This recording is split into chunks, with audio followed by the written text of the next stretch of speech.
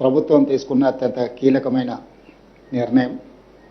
అందుకే రాష్ట్ర ముఖ్యమంత్రిగా నేనే కార్మికుల సంక్షేమం కోసం, కార్మికుల కనీస వేతనాల మీద 10 సంవత్సరాలు టీఆర్ఎస్ పాలనలో నిర్లక్ష్యానికి గురై కనీస వేతనాలు నిర్ణయించకపోవడం వల్ల 1,11,00,000 కార్మికులు నష్టపోయారు. అంత కీలకమైన ముఖ్యమైన విషయం కాబట్టి ఈరోజు రాష్ట్ర ప్రభుత్వము ఒక మంత్రివర్గ ఉపసంఘాన్ని నియమించి ఉప ముఖ్యమంత్రి ఆర్థిక మంత్రి బట్టి విక్రమార్క గారిని, IT and industries minister Sridhar Babu గారిని, కార్మిక శాఖ మైనింగ్ శాఖ నిర్వహిస్తున్న మిత్రులు వివేక్ వెంకటస్వామి గారిని క్యాబినెట్ సబ్ కమిటీగా నియమించి స్టేక్ హోల్డర్స్ అందరితో, కార్మిక సంఘాలతో, అదేవిధంగా పరిశ్రమల తరఫున రిప్రజెంట్ చేస్తున్న ఆ సంఘాలతో చాలా వివరంగా చర్చించి వాళ్ళ ప్రతిపాదనలు తీసుకొని కార్మికుల వైపు నుంచి కూడా ఏ విధంగా కార్మికుల యొక్క హక్కులను కాపాడాలి అనేది చర్చించి ఈరోజు రాష్ట్ర ప్రభుత్వం నిర్ణయం తీసుకోవడం జరిగింది.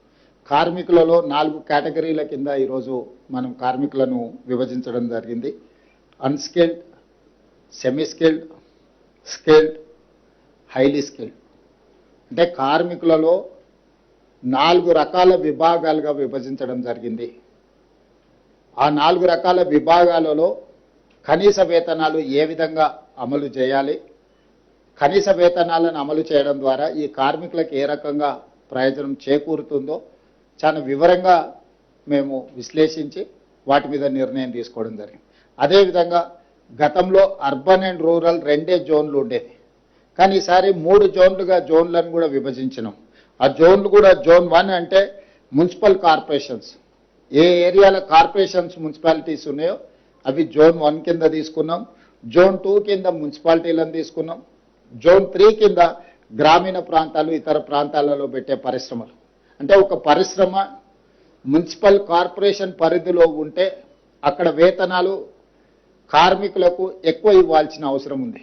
ఎందుకంటే అక్కడ ఇంటి రెంట్ కానీ, నిత్యావసర వస్తువులు కానీ, ద్రవ్యోల్బణం కానీ వీటి ప్రభావం ఎక్కువగా ఉంటుంది.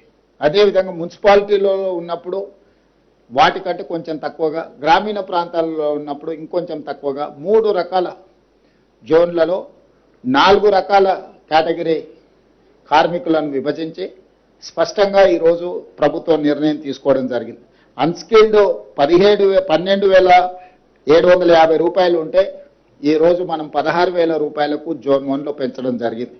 అదేవిధంగా సెమీ స్కిల్డ్లో 13,592 రూపాయలు ఉంటే దాన్ని ఇప్పుడు 17,000 రూపాయలకు పెంచడం జరిగింది. స్కిల్డ్లో గతంలో 13,772 రూపాయలు ఉంటే ఈరోజు 18,500లకు పెంచడం జరిగింది. హై స్కిల్డ్లో 14,607 రూపాయలు ఉంటే 20,000 రూపాయలకు పెంచడం జరిగింది. అంటే ఈ వేతనాలన్నిటిని కూడా అన్ని రకాల అంచనాలను వేసుకొని, ద్రవ్యోల్బణాన్ని దృష్టి పెట్టుకొని, నిత్యావసర వస్తువుల పెరుగుదల, ఇంటి రెంట్లతో సహా అన్ని రకాల సమస్యల్ని కార్మికుల యొక్క శ్రేయస్సు కోరి రాష్ట్ర ప్రభుత్వము ఈరోజు ఈ నిర్ణయం తీసుకున్నది. ఈ నిర్ణయం ద్వారా 1,11,00,000 మంది కార్మికులకు ప్రయోజనం చేకూరుతుంది. ఇది కార్మికులకు ఒక మంచి శుభవార్త.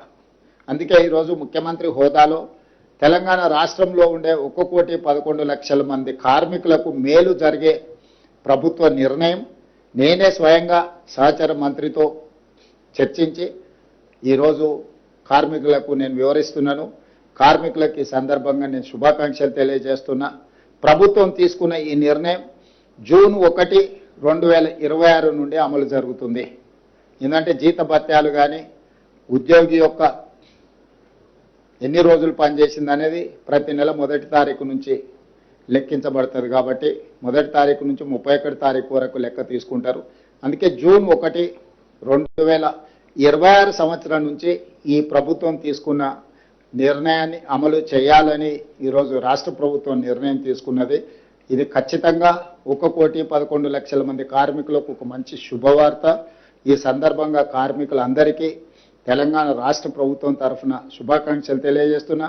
అదేవిధంగా కార్మిక సంఘాలు, వివిధ సంస్థలు, వ్యాపార సంస్థలు మాకు సలహాలు సూచనలు ఇచ్చి ఈ నిర్ణయం తీసుకోవడానికి సహకరించినందుకు వారందరిని కూడా నేను అభినందిస్తున్నాను.